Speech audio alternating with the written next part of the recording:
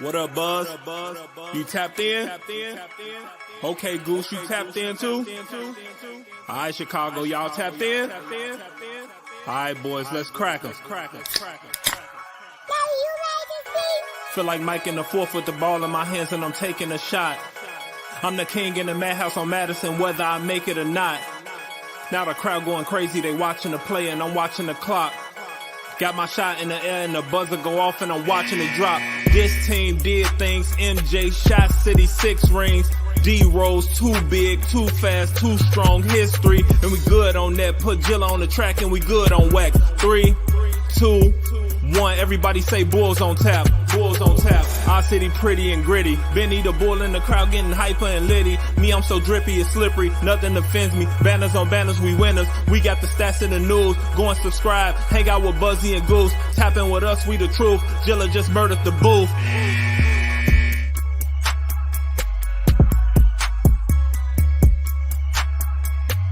Ladies and gentlemen, welcome to Bulls on Tap. I'm your boy Buzz. I'm joined by my dude Goose, and we're here to recap another Bulls loss, moving them to 4-8 on the season, 96-94 to the Orlando Magic. Before we get into this one, be sure to go on tapsportsnet.com for other Chicago sports literature and podcasting needs. Following us on Twitter at Bulls on Tap and on Tap Sportsnet or X, whatever. Goose at Goose on Tap, me at Buzz on Tap. Anywhere you listen to podcasts, listen to us. 5-star rating and review because that's cool and tough. Go to YouTube, subscribe. You already helped us get to over 1,000. Let's get to 2,000. That's the number now.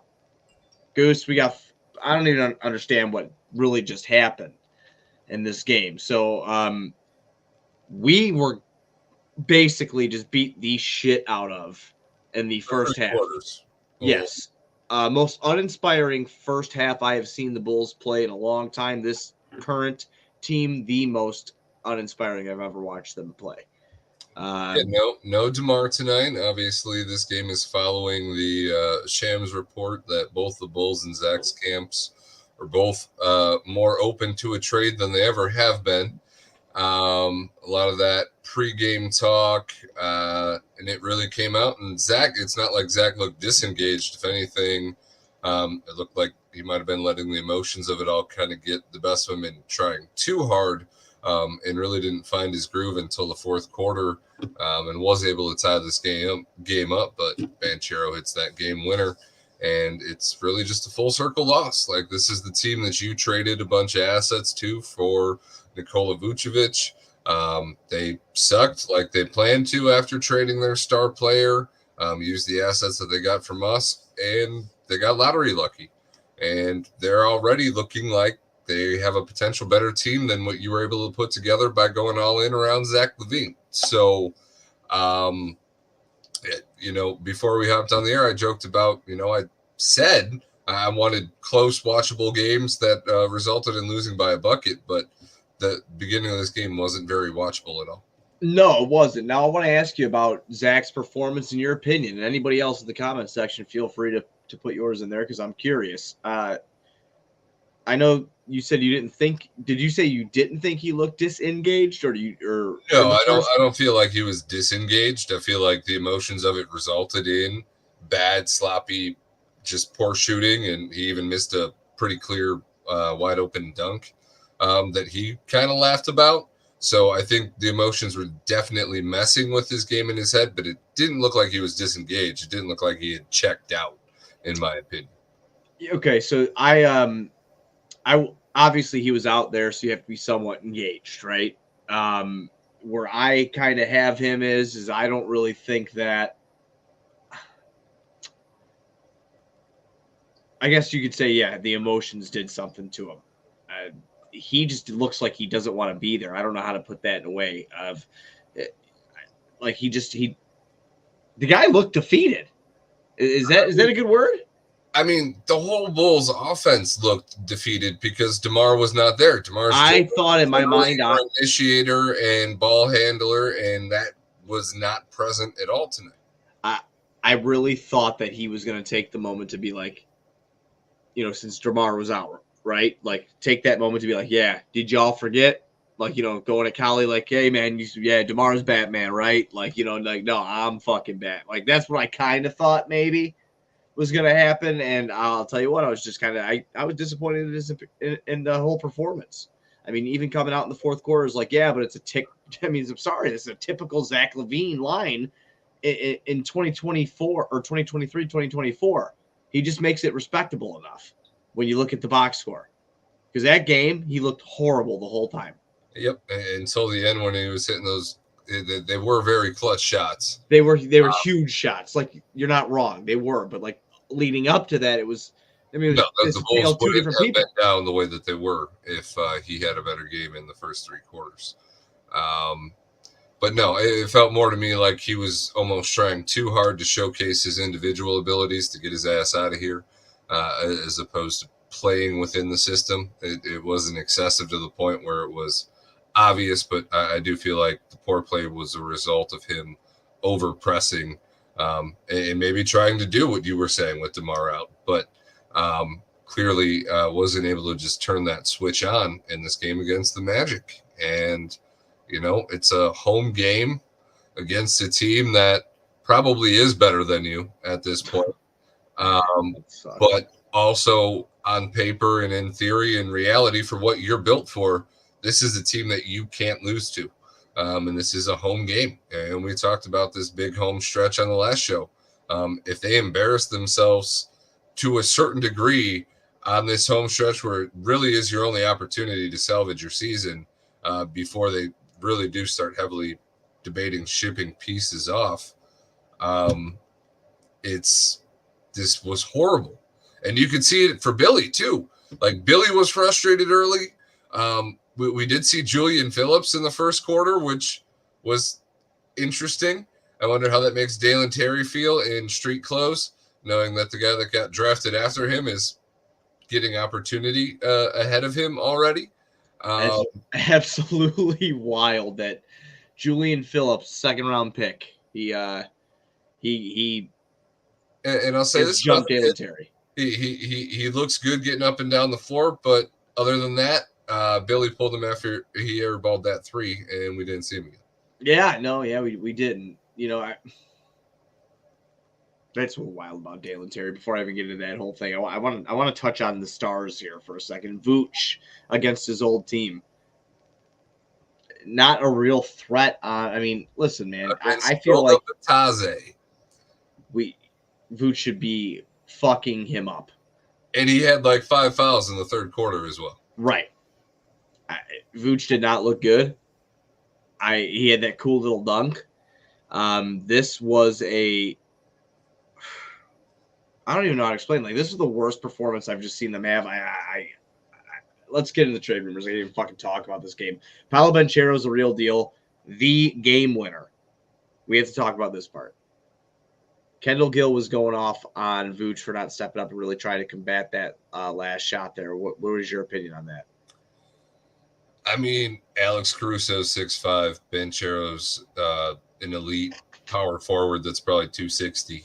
Right. You know, like, he's a big kid, dude. As much as I love and respect Caruso, that is not a fair matchup for him. And in a short clock situation like that, you know they're not going to get that much else out of it. I would have rather have seen Vooch overplay and give the potential of him giving the ball to somebody else, but losing in that fashion and just letting him back down Caruso and, you know, just get that off. Get us with a touch shot at the buzzer is kind of, like I said, for me it was almost kind of good though, because I didn't want overtime. Because you're an asshole and you want him to lose because you're a terrible fan. I'm an asshole and I want him to lose because I'm a terrible fan. Me too. Because at this point, for me, the best solution is looking so bad that this front office has to make the moves that we're hearing about them potentially making. Though the weirdest part, that segue. The weirdest part about these rumors is that we're hearing that they're still pretty adamant at trying to bring DeMar back, and I don't know if that's just an outward report of keeping face, trying to do right by your players. You know, I don't know if this is the typical Bulls spin where they have to look like the good guys on the way out of this. Like, we really did try to give DeMar another contract and come to terms, but we just couldn't do it, and our team's going in a different direction, so we did end up trading him for a bag of chips. That clip did real well. Yeah. Yeah, I just haven't heard from Doritos yet. Still working on that. Okay. Yeah, so I'm still working on that. I gotta tell you, it was like the first time I've seen the Bulls get national recognition in a while. Like where we're gonna talk about you in a segment, and this is how we're gonna do this. Michael Wilbon. I literally logged on to the best trade machine that we have for NBA sports, and the top 5 traded players being traded were all Chicago Bulls. Zach was number 1. DeMar was number 2. Caruso was number 3. You had Andre Drummond and Vucevic in there somehow because obviously he can't even be traded for a while. Right. I heard Wilbon bring it up today on NBA. What is it? The NBA Today or whatever, NBA Live with Malika Andrews on ESPN, and I was just like, wow, like he's finally saying it. He was just like, yeah, they need to move on from Levine and DeMar, and he goes, DeMar's going to be, he's on an expiring contract that might be, wanted, and he goes, and Levine's got talent, and that's wanted, and he's like, they need to move on from both of them. So with all the stuff coming out today, like you just brought up DeMar and this extension, obviously we have both been pretty big supporters of DeMar DeRozan on this show. I really enjoyed his first year here, even last year when he was doing those things. He has beyond surpassed expectations. And to be fair for me, those expectations were not very high, given the contract and just kind of the situation. Like usual, it felt like Dwayne Wade 2.0. You're getting a guy towards the end of his career that really doesn't fit the new NBA system. You're paying him more than any other team was willing to offer him, and that's why he's coming to you. There's really not any other reason. You could say it was the Mark Eversley connection or however you want to do it. Mark sitting down with him is why he came here. No, he came here because you gave him $26 million, and he was looking at a mid-level exception from the Lakers, who he has admittedly said on podcasts, if they didn't trade for Russell Westbrook, he was going there. Right. And that was all but a done deal. So he has beyond surpassed those expectations. That those first 35 games were the most fun I've had watching the Bulls since the Derrick Rose era. I guess we'll always have those 35 games of this continuity era. But ultimately, it is just time to move on, and it has been. And it sucks that a lot of us as a fan base have known and wanted this direction to just be chosen and get it over with. It's like a bad breakup. Like you just know it has to happen, but you can't pull the plug. And right now, because of that waiting period and because of the hole in the corner that you've put yourself in, you're not going to get the respectable value that you think you're going to get. You're going to have to shortcut yourself just to get out of this situation. So I guess as fans, we have to hope that the market for Zach with a lower value gets more teams involved and these offers at least get interesting and that the Bulls can salvage something. We joked about it earlier in the season when the Bulls lost to Detroit when Zach dropped 51 that, hey, Jaden Ivey, Bogdanovich, and Wiseman's contract all kind of add up together, throwing a pick or two from them or something, and you're cooking with gas. And I think that would be a good fit for Zach with Cade Cunningham and the bigs that they have there, more defensive minded. So I think there would be a lot of teams interested in Zach. But we'll just have to see how that shakes out. He's obviously got to start playing better too, because do you think they got to do right by Zach in any potential trade? No, Zach gets a trade kicker. That's doing right by Zach and his contract. I don't think anybody really wants to go to Detroit. No, nobody wants. Well, Jason Benetti did, but that's just that. If you don't know who who Jason Benetti is. He was a Sox broadcaster, right? Yeah. He went to Detroit because Jerry Reinsdorf's teams are that bad. People rather go to Detroit. That's fucking crazy. Can't even drink the water there, but better than Flint.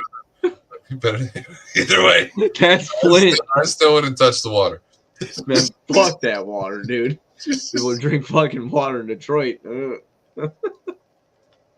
That's horrible. Okay, so two teams have emerged, according to a couple reports. There's our 10-minute episode because you and I are bullshitting now. So they say, take Philly out the equation here. It's not looking like Philly, okay? Miami, the Lakers, Zach's going to be traded around December 15th, when those contracts, because you can't trade before that a lot of the time for people that are new to teams and stuff like that. Zach wore an LA Dodgers hat to the game today. Just going to throw that out there. Wow, foreshadowing. Mm-hmm. Yeah, foreshadowing. He can go over with AD and LeBron. And went to UCLA, so it's not like it's that grip, but just saying, he wore a Dodgers hat on the way in, and it wasn't like just a blue Dodgers hat that matched his outfit. Like it was like a beige Dodgers hat that matched his outfit, which means that like he kind of went out of the way. So I don't know, man. Oh yeah, see, real Chicago legends don't do shit like that. I don't know. Shit. You know what? A Chicago legend walked in tonight and sat in a box wearing a Chicago White Sox hat. And it was Joakim Noah. And they made fucking Joakim Noah watch that tonight. So, I mean... bullshit. And I swear if this situation plays out, if we finally get what we've been asking for, and to a degree, me and you haven't even... We'd be okay if they kept just Zach, but it's more like 2 out of these 3 have to go. I mean, it's just kind of just the one at this point because of the new contract that you have to wait the longest to trade. Like you could trade Zach or DeMar right now if you could find the contracts that match in the situation that made sense. Vooch, you got to wait on. So, no, this I just like when you say you have to move 2 of them, dude. Like I know that like that's a realistic thing, right? I just my God, I can't watch any of them right now. Like, I mean, that's how bad it is. It's like you just gotta pull the Band-Aid off. What's crazy is you're also seeing the reports that with everything that's going on here, the most valuable asset on the market is Caruso, which we've said. Oh yeah, per his contract and what he's doing and all that. And Caruso's like the one player that I'm kind of like, I don't know if I'm rebuilding, unless you are giving me the world. As much as he's injury prone and he's not always available on a rebuilding team, that wouldn't bother me as much. Until somebody's going to offer you a king's ransom for that dude in his contract, I let him be your culture builder because there is no better example of how to play and how to approach the game than Caruso. And obviously the reason he was injured was because he doesn't even know how to flip that switch off in practice. It's such a fresh take that you had there. Seriously, I love that you said it like that. Seriously, it's fresh because when you go online, all you see about Caruso now is ship him to a contender. He deserves to win. And I'm like thinking about all these players when I was a kid, like that stayed on shitty teams. They're getting paid though. They're getting paid though. As much as I can agree with that notion as well, I'm a selfish fan. Yeah. Same reason I want a tank and have a talent like Wembanyama or Banchero or just go on down the line of your top 3 picks or top 4 picks that aren't named Patrick Williams, and you have something to get excited about. So as a fan, I'm selfish in that regard, but also I don't care if Caruso's contending. Yeah, right. Neither do I. I like that. I care about the future of the team, and unless you're offering me something good enough for what we agree is probably our best asset all around, just because of everything incorporated. Well, he's going to net you a big gain, so you have to kind of move him. He's going to net you a big gain if you go the rebuild route. But still, there's always veterans with high upside. I want the goggles and the headband forever. Okay. That is the only thing I'm really enjoying watching basketball right now for the Chicago Bulls is Caruso. He started the game with a saucy layup. He's taking shots. It's like, you know what? Trade everybody, build the team around Alex Caruso. That's where we're at now. Rough. Give me Alex Caruso, Kobe White, Julian Phillips, Patrick Williams, and James Wiseman. And, I'll say OB too. Yeah? Yeah, I'll take OB off the bench. I mean, why not? Why not? Fuck it. You got to start looking for the diamonds in the rough, and that was what was, for me, I was like, all right, so DeMar's out of the game, but when I saw Julian Phillips, I was like, did Billy, get a call from Acme? And they're like, yo, it's time to flip that switch. we're only 11 games in, but this is clearly not it, and we should have known, and we're sorry. But play the kid because we ain't got nothing left. Right. One more thing I want to bring up about everything before I move into Friday's game is how much stock do you put into the report that Zach LaVine is still mad about the benching that took place in 2022? Casey Johnson made that report today on 670 The Score. I find it interesting that especially with the way that Billy was kind of hounding the officials tonight. He went out of his way to stand up for Zach multiple times, and obviously when you're down a star player, you gotta stand up for your remaining stars a little extra. But I don't know, that story and the way that Billy kind of approached getting on the officials tonight could be a little coincidental. But it'd be crazy to me that as a pro athlete that for like a year and a half, you're holding on to getting benched. Yeah, I don't put much stock into this. Especially after coming out of the Jim Boylan era. Like, the shit that you went through there and experienced, nothing should surprise you. And obviously it's why he's in Indiana now, I think, as a bench coach. And he has been coaching Team USA, which I thought was weird. Yeah, but super weird. Hey, maybe the punch clock works. Your face was fantastic. It's all been just terrible for years now. It really has been. But, when Jim Boylan's having more success than your team, you should probably reevaluate. And that was the trick to me earlier today. Not even like watching or thinking anything Bulls. I'm just sitting on a break at work, and I'm like, you know what? Young team, maybe Billy would be better. He was a great college coach. Maybe he can actually get some young kids to listen to him. We can get some development and then move on to a coach that's going to win and move away from that mentality. Yeah, a coach that can coach grown men. Yeah. And then I saw him tonight, and I'm like, Billy, you kind of just look old. I mean, I know he's aged. And if I had to coach this team, I'd probably look like I just went through a couple terms as the president too. But, the whole situation with this team is just jacked. And for once, I don't know that you're going to blame it on the coach, but maybe you should. I mean, how do you put so much talent, in terms of offense together and suck so bad at offense? All that just because there's no spacing. There's so much talent, but it's individual talent. It's not in-game talent where you complement each other to be better. And that's what the issue is. But Vooch is supposed to be a do-it-all, spread the floor center. Well, guess what? He ain't. He's not? No. You mean he's old? And I like Vooch, but he's not. It's not working in Billy's offense. DeMar, DeMar is a kind of a ball stopper kind of guy. And if Zach's not the option and the guy and and the person everything's running through, you get performances like tonight. And that's what it is. Andrew Jones asks, is RJ Barrett still on the table in a potential trade? So I was talking to Goose about this yesterday. It was so funny because Joe Colley put something out about this, but I had brought it up at the podcast the night before about Zion. So RJ and Zion, that's my pipe dream trade, is that we go over to the Knicks and do something, and then we go over there, and it's not going to happen at all. I just think it's funny because I'm trying to recreate Duke. Duke, which also didn't succeed. What was that? Which also didn't succeed. Yeah, right. Which also didn't succeed. Right. I just want to do it in the NBA here because I think it'd be funny. At least I would be down for RJ. I don't know.